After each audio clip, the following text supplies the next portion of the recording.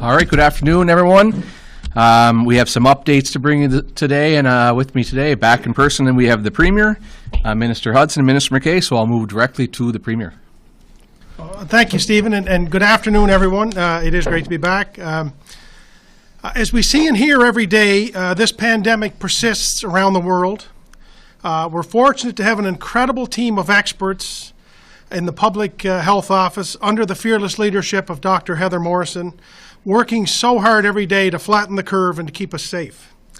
Essential healthcare workers and other frontline essential staff are working selflessly so that Islanders can be cared for and can access the necessary goods and services we need to live every day.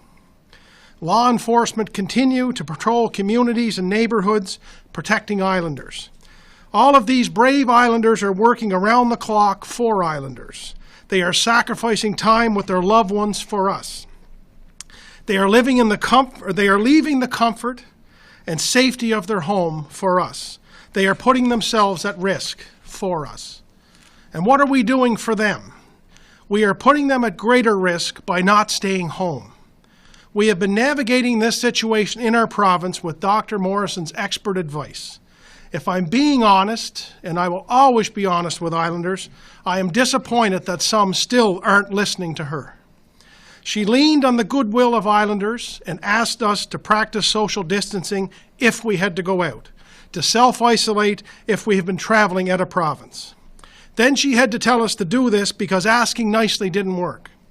We brought in fines, significant ones, and engaged law enforcement to ensure Islanders are following Dr. Morrison's direction that she is giving to keep us all safe, to keep Islanders from getting sick or worse, from dying.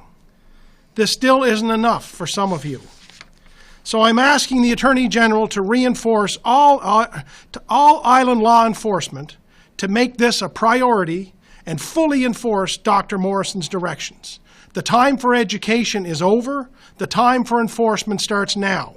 No more warnings. Every Islander knows what they have to do, and they have to do it now. I am thankful for Dr. Morrison and her steady hand in guiding this ship, and for all Islanders who are heeding her words. I am appealing to those of you who still don't get it. COVID-19 is serious. It is here in our province. It is making people sick.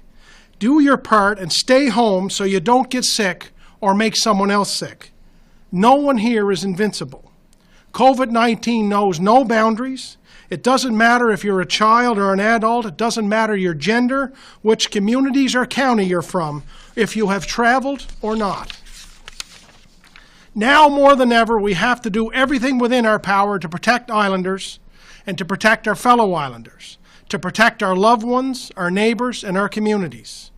We have to get this right, because we don't want to be part of a growing number of cases, or worse, deaths. We have to be practical, and we have to recognize that we have to go out of our way, and we have a long way to go before we get to the finish line. I am begging Islanders, right here, right now, to listen to Dr. Morrison's direction. Stay home as much as possible. Practice social distancing if you have to go out, and self-isolate if you are arriving from out of province. This means you. Almost every day we've been rolling out a number of our government initiatives to address the concerns that we are hearing from Islanders. In 2 weeks, there has been a lot of change, but it has been necessary change. It's what Islanders need at this time, and our government is working hard to make sure these supports are there for you. Every department is working hard, looking at their programs and what needs to be fast-tracked. I know Ministers McKay and Hudson, I know their departments are working hard at how best to help Islanders and the business community navigate these challenging times. And they will be here today to share some more of these new initiatives that they are working on behalf of businesses and Islanders. These are extraordinary times, and as I have said times before, it seems that every day we are forced to do something we haven't done before. We take these steps because we can. We are putting these programs in place because Islanders need them, and this is money that Islanders need to see rolling now. Also, these are the levers at our disposal as a province that we can activate immediately and without having to rely on the federal government or other partners to execute. When we talk about being nimble and flexible, this is an example of that. I want to assure everyone that we will continue to hear from Islanders to transform their concerns into solutions that work for them. During these uncertain times, I want every Prince Edward Islander to know that we have your back. We also know that in recent weeks, the recent weeks have jarred our strong economic outlook, and that we will experience immediate, medium, and long-term impacts from COVID-19. We want to work closely with all businesses, those who drive our economy, and those who have been responsible for our recent economic strength as a province, so that we are doing everything we can to minimize the impacts of COVID-19 on our province and looking to the future when we can chart a course to recovery and return to normal, whatever that may be. Through my office and the Department of Economic Growth and Tourism, we have initiated the Premier's Economic Recovery Council, a strategic business working group to get the input of business leaders, the advice, and the discussions to look at options as to how we can best navigate our economy through these unprecedented times. The initial council met for the first time on Saturday to discuss the economic impacts of COVID-19, to discuss provincial and federal emergency programming that has rolled out thus far, and we shared some ideas on where our government and the business community can be working together to best address the gaps from these programs.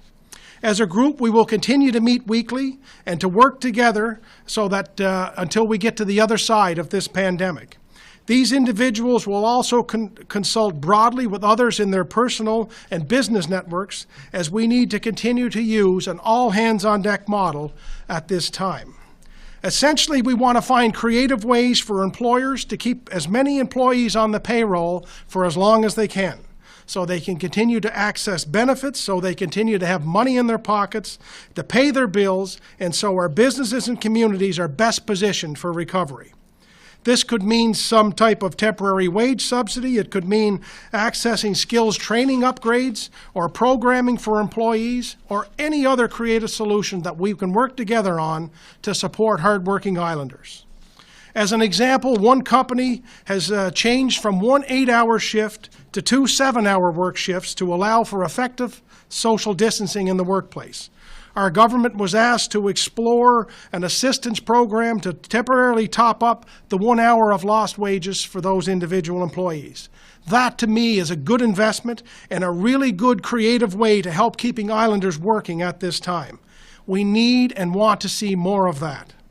As part of our efforts to support this initiative, later today we are launching P.E.I. Source Solutions to help island residents and businesses meet the challenges of the pandemic, including the need for medical supplies, virtual care supplies, or to share ideas on how we can help businesses and industries weather the impacts of COVID-19. We know that Islanders are innovative and resourceful, and we have already seen them stepping up to support each other during this unimaginable time. This new online portal will help connect provincial efforts and community support so that we are ready and able to respond to the continuing needs of our province going forward. Our overall message here is twofold. Number one, we want all Islanders to know that as a government, we have your back. We are going to do everything we can within our power to help you get through this difficult stretch. And number two, the reinforcement of the message that we are in this together. Government doesn't have and can't be expected to have all the answers, but we are committed to finding as many answers and solutions as possible. There has always been tremendous creativity and ingenuity within our island business community, and now more than ever, we need to see that come to the surface. We recognize that this is going to require investment, but it's an investment we need to make. We realize that we will need to continue to make it, and we need to be ready to continue to adapt and address issues as they arise. We are prepared to do that. We have been doing that, and we will continue to do that. And just before I close, Stephen, I want Islanders to know that we hear you.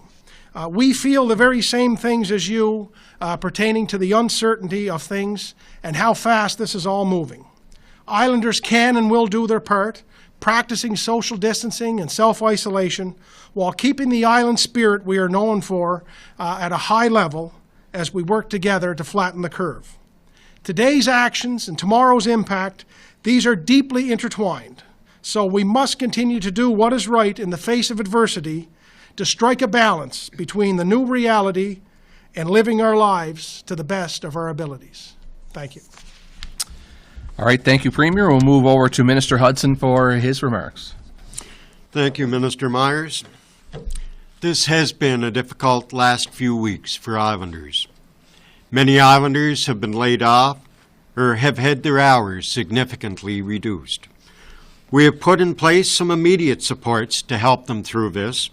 However, we know there are concerns about how they are going to keep a roof over their head. On March 19th, I announced a 6-week moratorium on evictions from P.E.I. Housing Corporation. That moratorium will be extended now to the end of June. Today, I'm pleased to announce a $1 million temporary rental assistance benefit. Modeled on our rent supplement program, it will assist island households that are currently renting and have seen an unexpected loss of income due to the pandemic. For more information, call 1-877-368-5770. Once again, 1-877-368-5770. Earlier today, IRAC extended its suspension of all rental hearings, including eviction hearings, until further notice. Also, my colleague, the Attorney General, made application to the Supreme Court of Prince Edward Island, which we understand will be heard on April 1st, seeking a blanket eviction moratorium will be in place during the COVID-19 period. Housing plays an important role in the physical and mental health and overall well-being of Islanders. At such a stressful time, this is one thing we can do to help Islanders. We will continue to look at ways that we can alleviate the concerns of Islanders, including housing security during this difficult time. Thank you. Thank you, Minister Hudson. Now we'll move to Minister McKay for his remarks. Thank you, Minister Myers. Hello, everyone. We know that the last few weeks have been incredibly challenging for island businesses. Every day, all day, my department is thinking of new ways we can help support island businesses during this very tough time. Through our business support phone line, we have heard your concerns, and we thank you for opening up and sharing your worries with us. Hearing directly from island businesses has helped my department shape all the programs we have announced to date.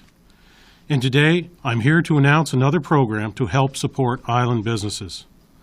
Today, we are announcing the Commercial Lease Rent Deferral Program.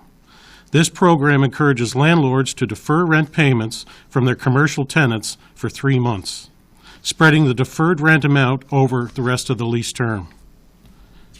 Landlords deferring rent because of their tenant's business is closed due to COVID-19 could be eligible to have government cover up to $15,000 per tenant, to a maximum of $50,000 per landlord if the landlord can't recover from the deferred rent. To be eligible for Commercial Lease Rent Deferral Program, landlords must register with Finance P.E.I. by April 15th by emailing financepei@gov.pe.ca. Once again, financepei@gov.pe.ca. To learn more details about this program, visit princeedwardisland.ca/COVID for business. Once again, princeedwardisland.ca/COVID for business. Thank you, and everyone stay healthy. All right, thank you, Minister McKay. I understand we have a number of media contacts on the phone, so we'll move directly to questions. Sean McDougall, Eastern Graphic. Good evening, everyone. I just had a question for the Premier. With the number of complaints that the province has been receiving about folks isolating, especially with the serious storm that commencing has this evening, has there been talks of upping enforcement in any capacity throughout the province? Sean, I think halfway through the question you broke up. Could you just ask that again so I can make sure I have the complete question? Yeah, certainly. So I was just saying, with the number of complaints the province has been responding to in regards to folks that aren't self-isolating, paired with the serious and firm messaging you had this evening, has there been talks of upping enforcement in the province in any capacity? Well, I think that's exactly what we're indicating here is that I think because of the uncertainty of this along the way, following the advice of Dr. Morrison, we put in place the fine structure without the immediate intention to want to fine people, but we are finding that people aren't taking this as seriously as they need to. And we are telling through the Attorney General to the law enforcement agencies that the time for kindness is over. There are stiff fines in place, and we expect them to be utilized. We want people to stay the heck home, quite frankly. And I think Islanders, me included, these individuals at this table and so many more, are growing more and more frustrated that we're hearing people aren't taking this seriously. I think you would have to be living under a rock to not understand how severe this is. Our entire lives have been turned upside down in the span of 2.5 weeks.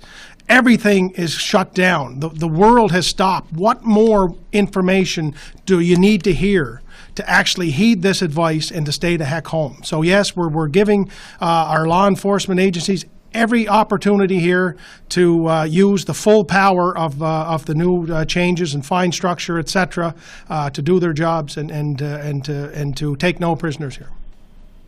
And just to follow up on that, I know that there's the structure of fines in place.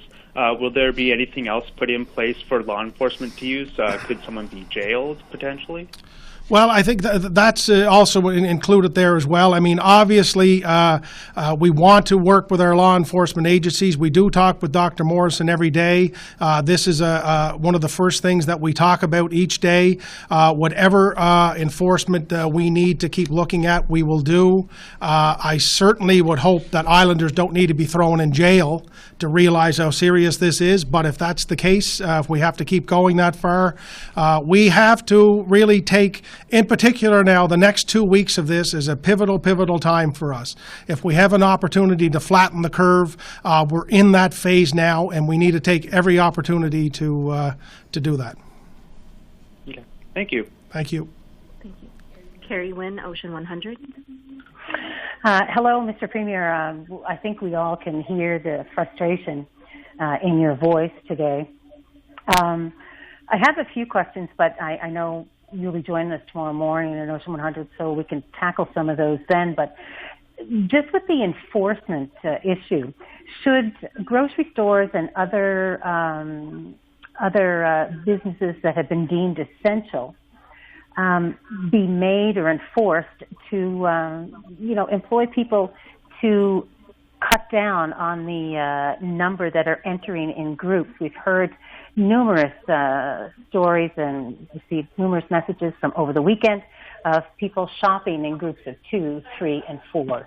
Should those businesses be made to enforce that as, kind of like one per household? Yeah, no, Carrie Wynn, it's a great question. I know individual store owners and companies are working on that. I know there's been a request come to us to expand the hours of drive-through service, for example, for stores, so more and more people can shop online. As you know, that's been an overwhelming ability right now for the store to actually keep up with the demand. So we're looking to work with them to increase the hours of the drive-through. As we go through this day by day, we're seeing more and more store operators adjust to do things that they haven't done before. The stories today of stores doing home delivery and things that they haven't done for a number of years. But I think it's an important question, and I think it speaks as much to the store owners and the companies as much as it does to us as individual Islanders. There's absolutely no need for 4 Islanders to go in from a carload together to go get their groceries.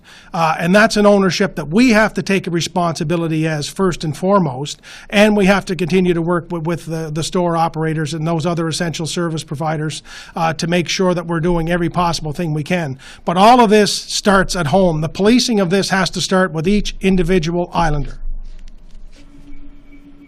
Just a follow-up to that, Mr. Premier, We hear the messages being, put out to the public numerous times a day, and all the media doing their best to get the messages out there. Now, they're being delivered primarily in English and French.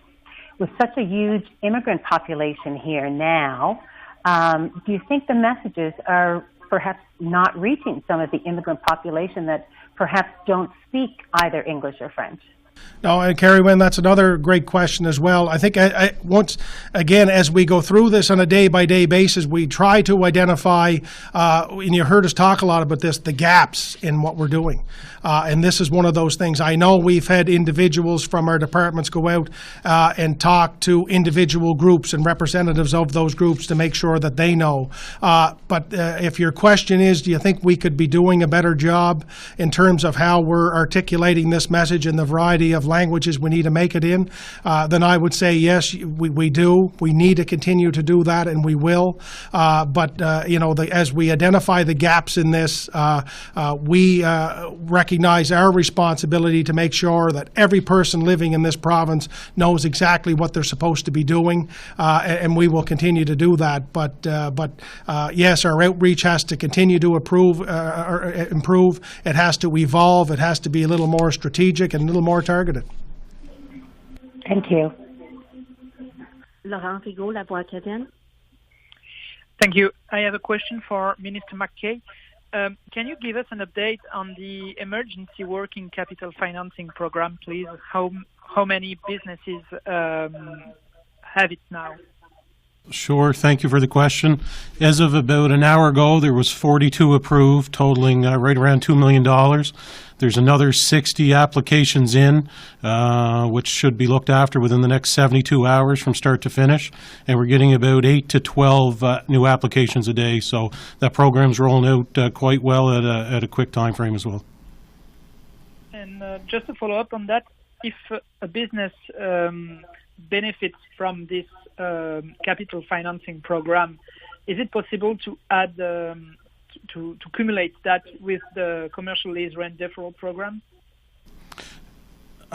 We haven't had that yet. It's a possibility. We haven't had that question come forward yet. I know I had a question on the rental side from landlords and single-family homes. That's something we can look at as well. We're suggesting everybody talk to their banks, see what kind of deferral programs the banks will help out with, and if there's any issues along the way, then come to us, and we'll do our best. Thanks. Brian Higgins, CBC. Brian Higgins, CBC. Yes, thank you. This question is for whichever minister can best answer it. Some liquor stores have been closed. Are there plans to reopen some of the closed liquor stores? We're hearing that there may be some opening with reduced hours. Brian, I'll take that, I guess. So we've been kind of working through this, and as you recall, when the liquor stores were closed, there was concerns for safety of the staff and the customers, and we want to make sure that we implemented changes that would bring the safety of both the staff and the customers into a higher light. So we did that last week with one. We added 2 more on the weekend. There will be a couple more coming online this week, but we're doing it slowly. We're making sure that we have the proper security before we move forward. We're making sure that we have the proper sanitization equipment at the entryways so that everybody is safe, and we want to bring the staff in and train them up and make sure that they understand how the new model is going to work. So that's a long way to say yes to your question, I guess. Right. Can you tell me which 2 were added this weekend and which 2 are coming? I believe Montague opened this weekend and Summerside, and the Granville Street one, and I believe the 2 that we're looking at here now are O'Leary and Surrey. Will come online this week at some point. Thank you. Okay. Stu Niki, The Guardian. Hi, good afternoon, everyone. I guess just a kind of 2-parter for Ernie Hudson.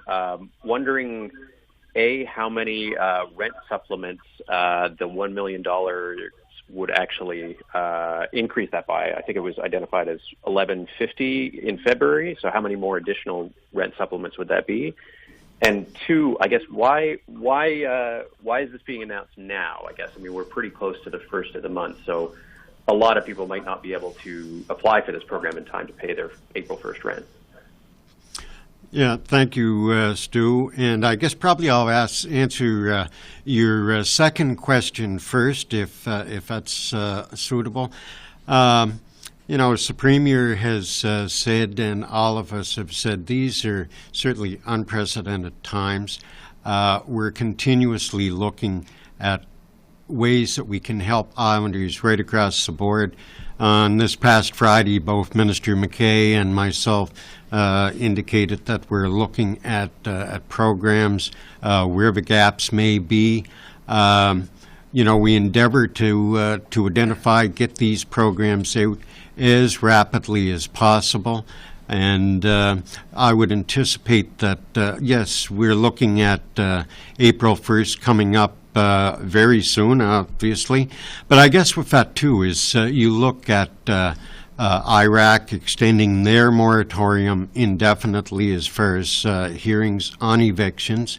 The fact that I announced here this afternoon, originally when I had talked and announced a moratorium on evictions for P.E.I. Housing Corporation builds, it was for a 6-week period. That has been extended. You look at Minister Thompson, the application that has been made to the courts. The long and the short of it, Stu, is we want to give that assurances to tenants and to landlords and to all islanders that we're there for them. At the end of the day, could have a program been rolled out a bit earlier? Certainly, it probably could have. But at this point, I think it's a very positive announcement.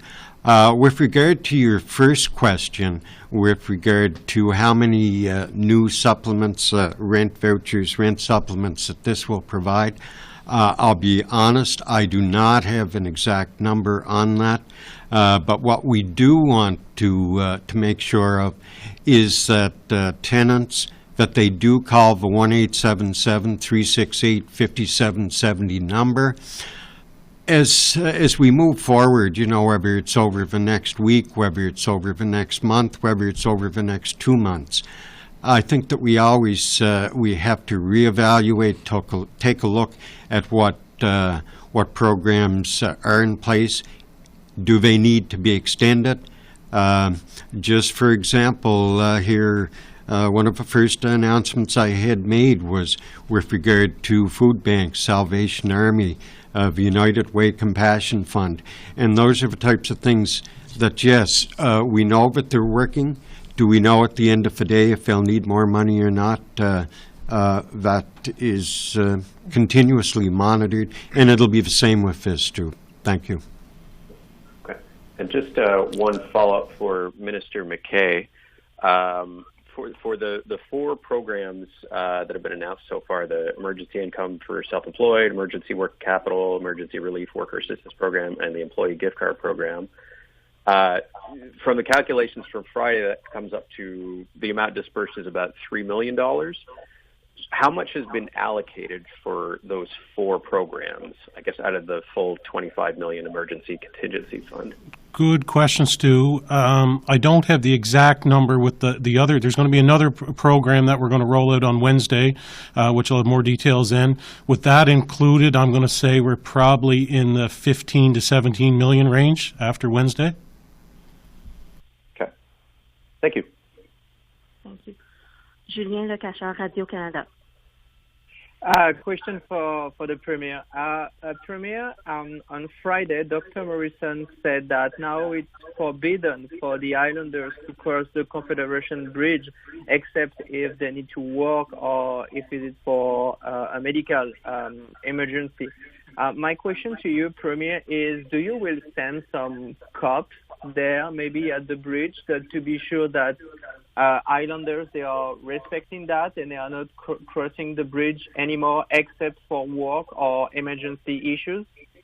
I think what Dr. Morrison alluded to again today was, and I can ask the Transportation Minister to expand upon that, but we have really significantly increased our resources at the Borden.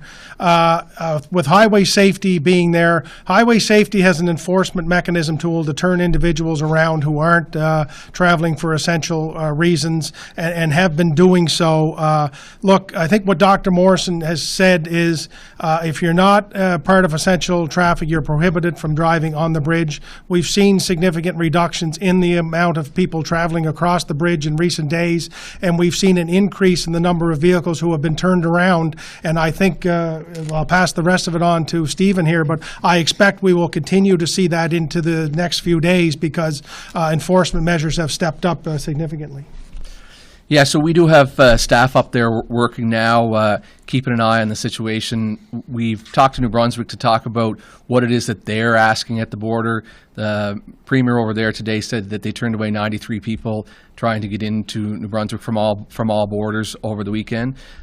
We do have what their questions are, and along with the people in health that are monitoring the public health situation, we're coming up with a questionnaire that's going to match more closely what is being asked in New Brunswick, and the enforcement mechanism will be there.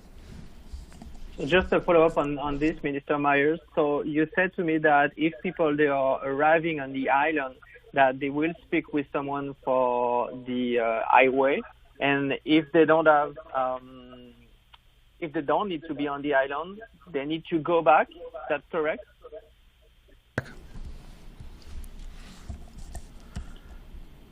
So, Thank you, everybody. Okay, so that pretty well wraps it up. Thanks, everybody, for coming out.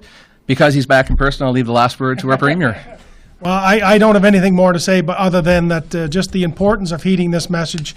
I would say that this afternoon I had a conversation with my friend and colleague Dwight Ball, the Premier of Newfoundland, and he tells me that the first case of community spread that they had in Newfoundland, it really changed the focus.